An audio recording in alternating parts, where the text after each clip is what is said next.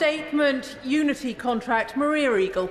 Thank you, Madam Deputy Speaker. It's almost a shame to interrupt the honourable gentleman's flow. With permission, Madam Deputy Speaker, I'd like to update the House on an important development relating to our Royal Navy submarine fleet, which will boost national security, economic growth and deliver savings to the taxpayer. This morning, my Right Honourable friend, the Defence Secretary, is visiting the Rolls-Royce Nuclear Skills Academy site in Derby to announce our new Unity contract with Rolls-Royce submarines. Unity is worth around £9 billion over 8 years, and as its name implies, it brings together 8 contracts into one, covering the research, design, manufacture and in-service support of the nuclear reactors that power the current and planned future Royal Navy submarine fleet, which help keep the nation and our allies safe. This is the biggest contract Rolls-Royce have ever signed with the UK Ministry of Defence. It's a contract that will help Rolls-Royce operate in a more integrated and efficient way, driving efficiencies, reducing waste, saving more than £400 million and delivering on the government's commitment to provide value for money for the taxpayer. And it will ensure our committed submariners, who alongside their families sacrifice so much to keep us all safe, can continue to protect us around the clock, every minute of every day. This new deal is not only a boost for our national security, it underpins the government's triple lock guarantee to our continuous at-sea nuclear deterrent and our important AUKUS defence and security partnership with the United States of America and Australia. By enabling the development of our next generation SSN AUKUS nuclear-powered conventionally armed submarines. The Unity contract is also a boost for British industry, a boost for the resilience of our defence supply chains, and a boost for jobs, skills and economic growth in communities in the East Midlands and across the country. The Unity deal will create more than 1,000 new jobs, sustaining around 5,000 skilled, well-paid roles in total, the majority in Derby, but also around 200 in Glasgow and Cardiff. The Unity deal will also help deliver the next generations of skilled workers that we need in our nuclear defence enterprise, with the Rolls-Royce Nuclear Skills Academy offering 200 apprenticeships each year. Unity also paves the way for the use of safer and more sustainable materials in our fleet, supporting the commitment made by Defence to better environmental performance. The new contract with Rolls-Royce, an historic British industrial success story, comes as we consult industry partners and trades unions on our new defence industrial strategy and as we seek to create a new partnership with government fit for our more uncertain age. This government recognises that defence is critical not only for our national security but is a key driver for economic growth. It makes the UK more resilient. And through our defence industrial strategy, we aim to strengthen that virtuous circle that connects a more resilient UK-based defence sector and economic growth across the country. It is this virtuous circle that will enhance our military capabilities and make them, in turn, more resilient, which not only deters our enemies, but also acts as an engine of growth for opportunities, skills and well-paid jobs across our devolved nations and regions. By onshoring and putting British manufacture first wherever it's in our national interest to do so, we will build on the 200,000 skilled British jobs currently sustained by MOD expenditure, delivering on the government's plan for change and our primary mission to kickstart economic growth, whilst simultaneously delivering on the first duty of any government to keep its people safe. Madam Deputy Speaker, we're all passionate about defence in this House, and the defence of our nation should be too important for political point scoring. I hope we have a consensus on that. And it's in that spirit that we're consulting on our strategic defence review, so that we have a national plan for defence, not just a Labour plan for defence, that will help inform our path towards spending 2.5% of GDP on defence. And in that spirit, Madam Deputy Speaker, I would like to thank my predecessor in the role, the current Shadow Secretary of State for Defence, the Honourable Member for South Suffolk, for the groundwork he put into this deal. What he started, we are finishing. On Wednesday, the Defence Secretary updated the House on the key role of our submarine fleet and the role it plays in deterrence. And we all saw it warding off the Russian spy ship Yantar from UK waters. We should be under no illusion. This was just the latest example of growing Russian aggression targeting the UK and our NATO allies. So in our increasingly dangerous world, the UK's nuclear deterrent is our ultimate insurance policy that protects our freedoms and our way of life. So this deal underpins that insurance policy for the next 8 years as we begin to phase in our new fleet of dreadnought nuclear-powered and nuclear-armed submarines. This deal also foreshadows a brighter future for the UK defence sector, guided by our defence industrial strategy that will make us more secure and prosperous at home and strong abroad. And Madam Deputy Speaker, I commend this statement to the House. Shadow Secretary of State, James Cartlidge.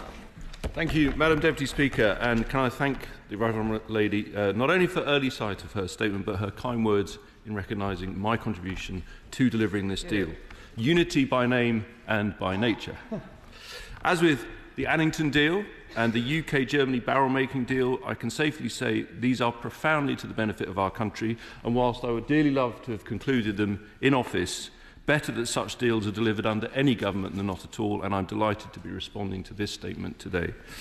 Whilst it is unusual to have statements on a sitting Friday, can I also thank the government for announcing this to the House today, because it speaks to the huge importance of this deal in terms of our national interest. Before explaining why the deal is so important, can I first thank all those involved in bringing it forward at the Ministry of Defence and the Royal Navy, in particular the commercial teams who have worked so hard to iron out all the complex details needed to get this over the line, and of course Rolls-Royce itself.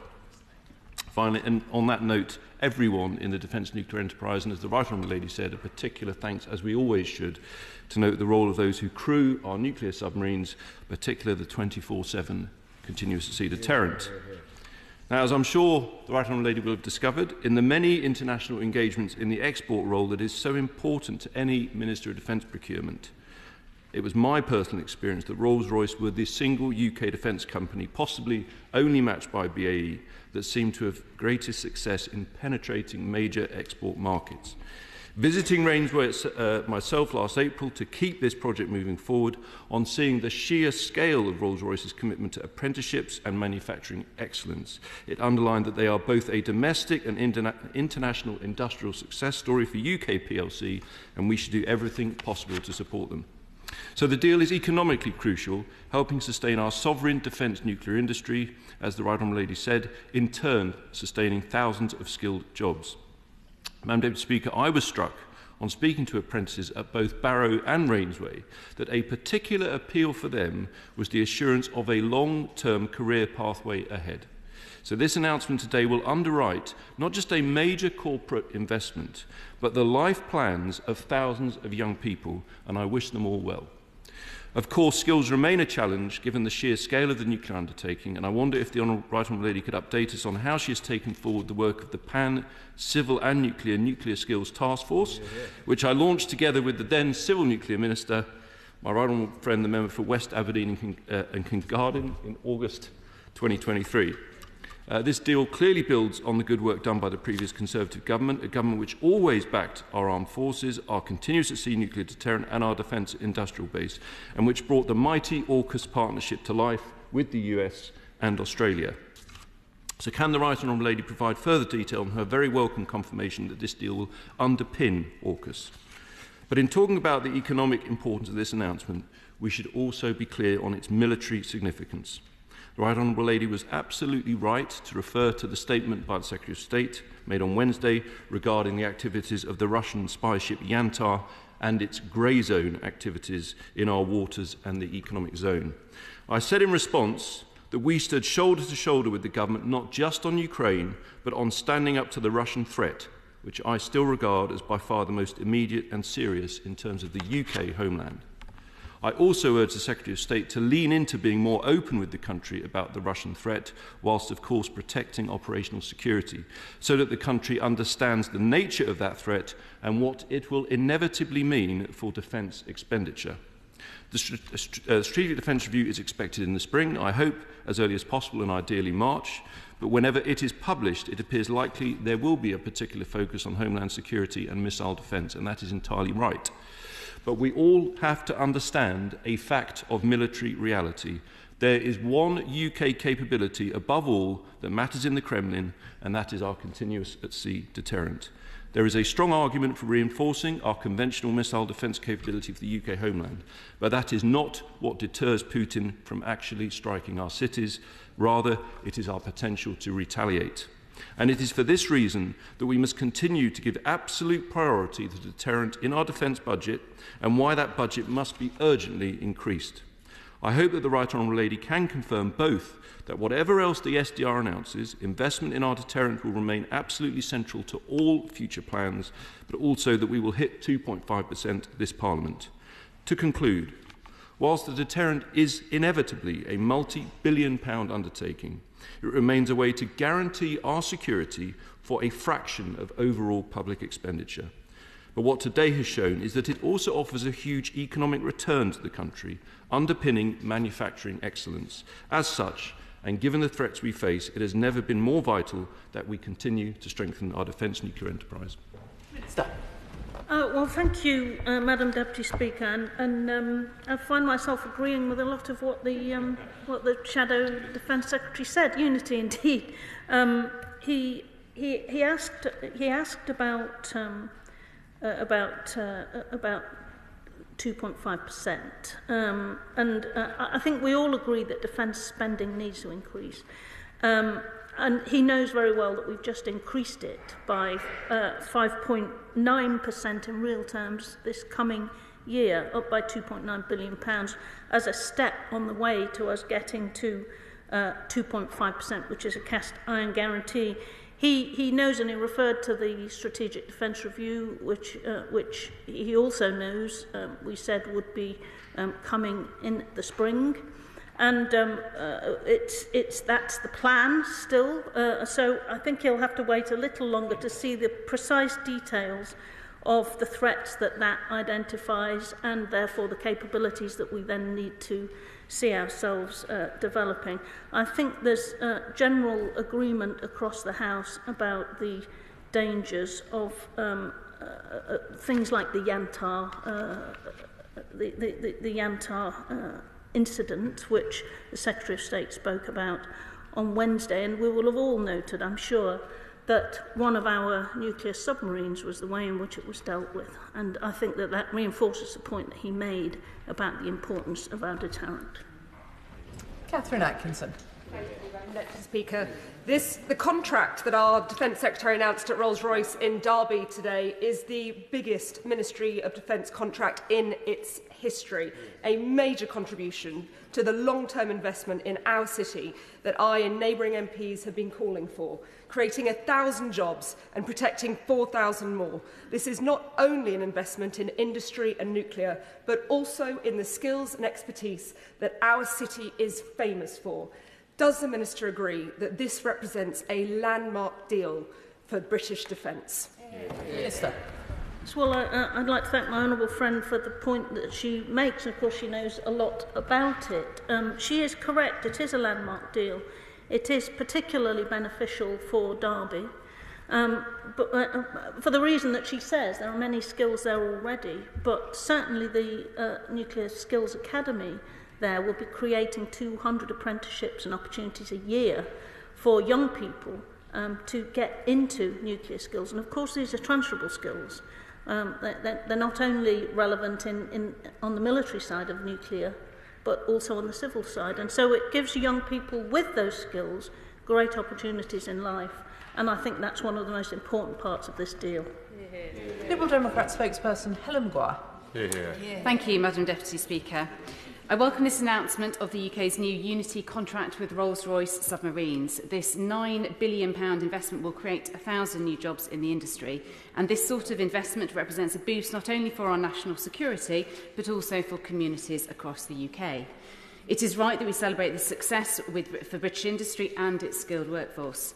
However, while we welcome this development, the government must go further to create the stability and certainty businesses need to thrive. Long-term growth requires an industrial strategy that incentivises investment in ethical, inclusive new technologies such as artificial intelligence and clean energy. We must position the UK as a global leader in these sectors, tackling the climate crisis while creating good jobs and driving economic growth. Furthermore, we urge the government to work in closer partnership with businesses of all sizes. Small and medium-sized enterprises are vital to the defence supply chain, yet too often they are left out of the major procurement processes. What is the government doing to ensure that SMEs are included in the MOD procurement process? We also want to unlock British businesses' global potential by bringing down trade barriers and building stronger future relationships with our closest trading partners, including by fixing our broken relationship with Europe. As Liberal Democrats, it is universal liberal principles which are at the core of what we believe, not least among them internationalism, human rights, the pursuit of peace and the rule of law. This is why we continue to champion the liberal rules-based international order, which provides a strong basis for multilateral cooperation to address the world's biggest problems. The Liberal Democrats believe in a policy of pursuing global disarmament. However, in the meantime, and in light of all the current threats, we call on the government to maintain a minimum credible nuclear deterrent and maintain the current posture of continuous at-sea deterrence. I urge the government to rebuild trust with our European allies. Our security is inseparable from Europe's, and we must work towards our UK-EU-wide defence and security agreement. Recent agreements with Germany are promising, but they must be a starting point for deeper cooperation. I also ask what steps are being taken to strengthen the AUKUS partnership with the United States and Australia, particularly in light of concerns about potential shifts in US foreign policy. National security, economic growth. The Liberal Democrat spokesman will be aware that she is allocated 2 minutes, which she's already significantly exceeded. Minister. Thank you, Madam Deputy Speaker. I welcome the Honourable Lady's support for the deal and for our continuous at-sea deterrent, which hasn't always been the Liberal Democrats' position. And so I welcome the fact that the consensus is increased in this House as a consequence of that. The point that she made about enabling SMEs to get involved in the supply chain and in supplying defence is a tremendously important one, and it's certainly something that in the Defence Industrial Strategy, which we're currently consulting on, I am particularly keen in ensuring that we take steps to make that better than it currently is, because I think the potential for innovation, agility and pull-through of new technologies is tremendous, and so I invite her to contribute to the consultation, but also to watch out for the Defence Industrial Strategy when it's published. Kevin Bonavia. Thank you, Madam Speaker. I very much welcome today's statement from our right honourable friend, the Minister. As the Liberal Democrat spokesman has said, we do need SMEs supporting our defence sector. One of the key challenges facing our defence sector, as Ukraine has brilliantly shown us, is that we need to speed up the pace of innovation in this new era facing defence. In Stevenage, we have many excellent SMEs supporting our local defence primes, Airbus and MBDA. So can the Minister, my right honourable friend, the Minister, show her support for what SMEs are doing and support them in the future? Thank you. Thank you, Madam Deputy Speaker. Yes, I completely agree with my honourable friend's central point, which is that SMEs form a central part of our industrial base and can do more if we encourage them and enable them to do so, to boost our defence, to boost jobs and to boost economic growth in all regions and nations. And so I invite him also to get himself involved in our Defence Industrial Strategy consultation, which is ongoing at present. Ben Obsejected. Thank you, Madam Deputy Speaker. I welcome the Unity contract and the work done by the previous government to initiate it. It's a critical step in maintaining our submarine fleet and facilitating our continuous at-sea nuclear deterrence. But the Minister recently confirmed to me that, excluding Trident, our defence spending as a percentage of GDP is actually only 1.9%, and that puts the UK 23rd of 32 NATO countries, below North Macedonia, Montenegro, Albania and others. Our non-nuclear NATO partners currently spend proportionally more than we do on our conventional forces, whilst Trident is a measure of last resort. To ensure we're properly resourced for high-intensity, multi-domain collective defence, should our NATO spending commitment not be to meet that target on conventional forces within our nuclear capability in addition to that? I'm not sure that's even the policy of the party opposite, although the Shadow Defence Secretary will confirm if it is or not. I think it's a bit of a sleight of hand, if I might say so, to say that to take out a big chunk of our spending, which we are actually spending, then leaves us well in deficit. Well, of course it would. I understand, however, the point that the honourable gentleman makes and the importance that he attaches to conventional spending on conventional defence, and that is an important point. And once the Strategic Defence Review is published, he'll be able to see the threats and that identifies, and the way in which we're going to improve our capability to deal with just those things. Amanda Martin. Thank you, Madam Deputy Speaker. I want to congratulate the Government and Rolls-Royce in their innovative and fantastic Unity project. As today's welcome announcement shows, defence is a fantastic pipeline for building skills and providing the jobs and growth that this country needs. No more felt and needed in my constituency, the home of the Royal Navy and the home of so many defence companies, be those national or SMEs. Madam Deputy Speaker, alongside the Honourable Member of Ports of South, I intend to hold a round table later this year on growth strategy. So please can I ask, can the Minister assure the House that the Defence Industrial Strategy will have a focus on training and skills, and in doing so will promote and prioritise British industry? Minister. Well, I commend the Honourable Lady for holding her round table. I've been doing quite a few of those around the country lately as well, and it's quite illuminating to hear what comes back, particularly from small firms, which will be informing our defence industrial strategy. And I agree with her that there is much potential in all of our constituencies around the nations and regions for getting economic growth and jobs out of boosting SMEs. Sir Christopher Chope. Madam Deputy Speaker, I very much welcome the announcement that the Minister has made.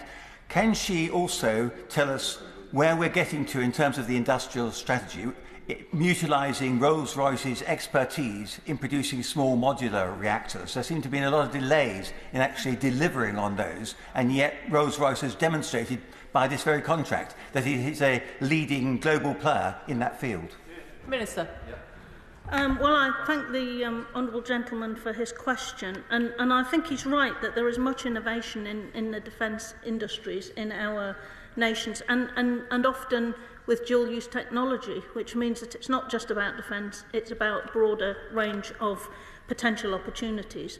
And I see no reason why all of those opportunities can't be exploited using our defence industrial strategy to kick things off, Madam Deputy Speaker, and I hope to see some of that in future. Lawrence Turner.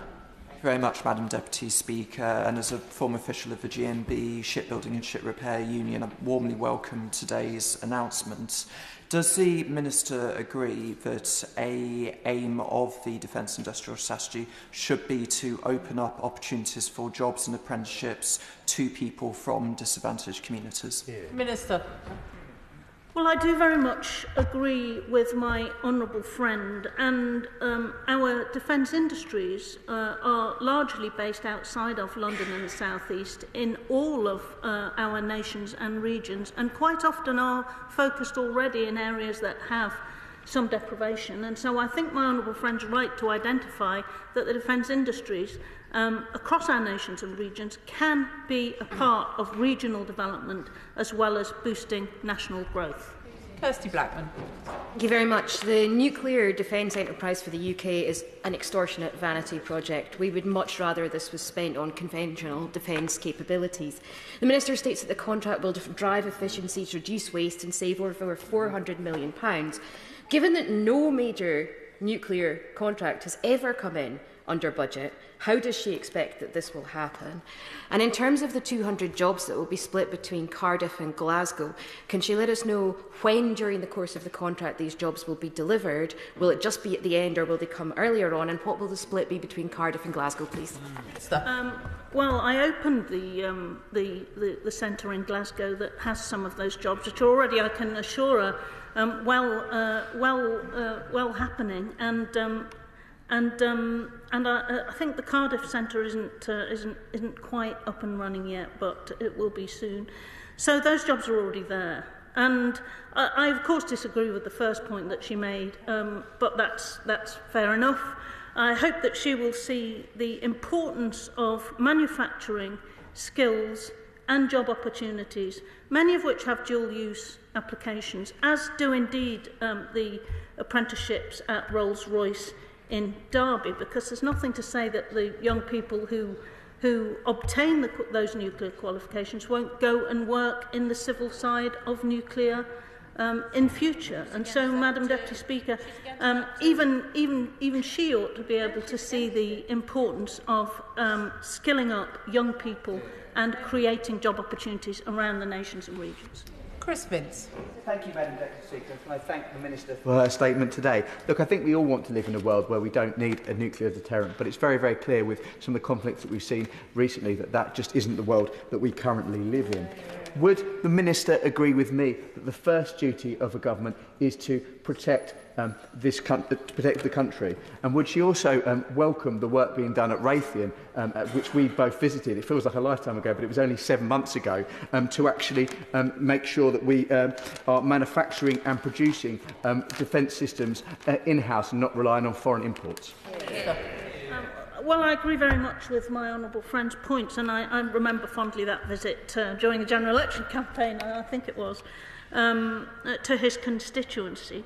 And I think it's quite clear that defending the country is the first duty of any government.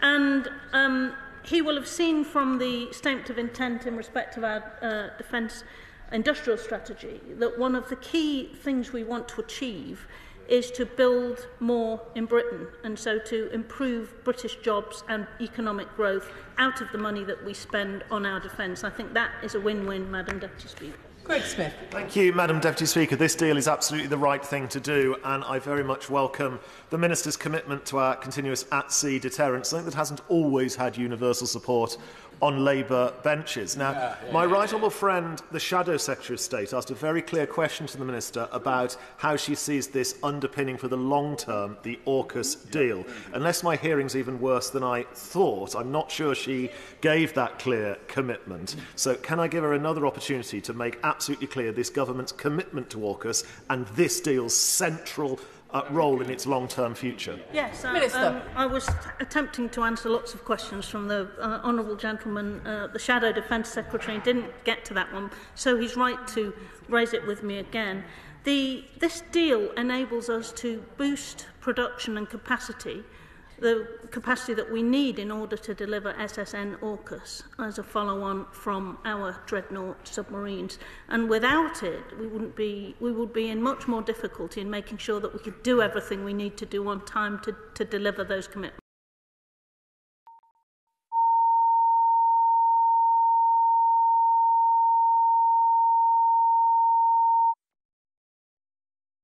Committee Room 2, Sound.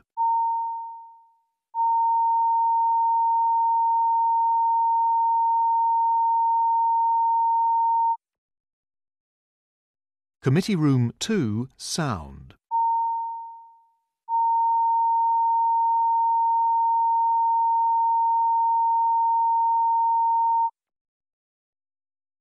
Committee Room 2, Sound.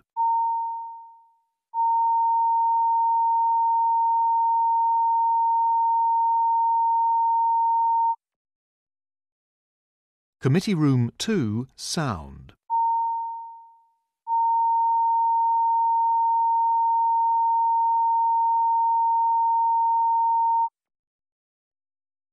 Committee Room 2, Sound.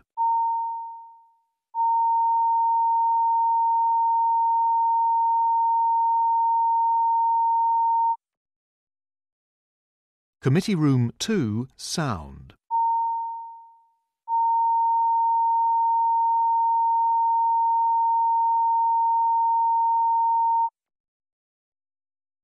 Committee Room 2, Sound.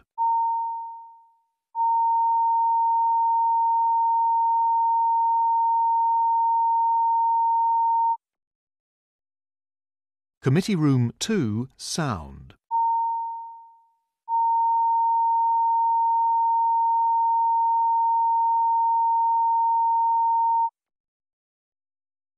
Committee Room 2, Sound.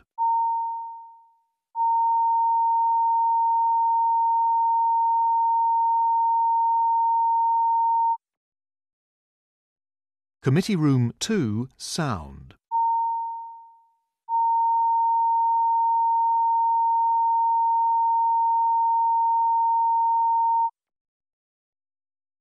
Committee Room 2, Sound.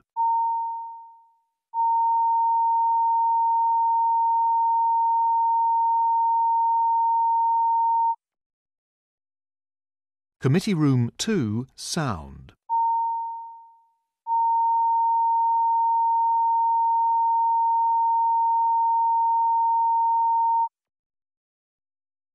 Committee Room 2, Sound.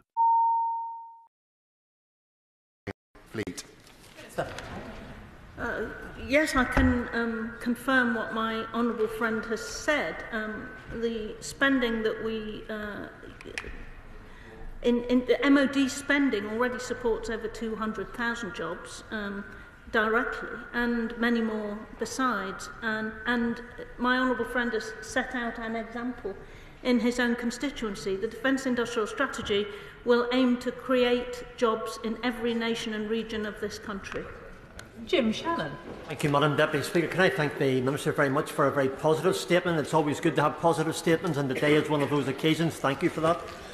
Great news to hear of the wonderful investment which is needed to shore up defence, but also for our manufacturing industry. When we look at the job allocation, 800 jobs for Derby in England, 200 jobs for Glasgow in Scotland, and for Cardiff in Wales. I have no doubt whatsoever about the Minister's commitment to job creation.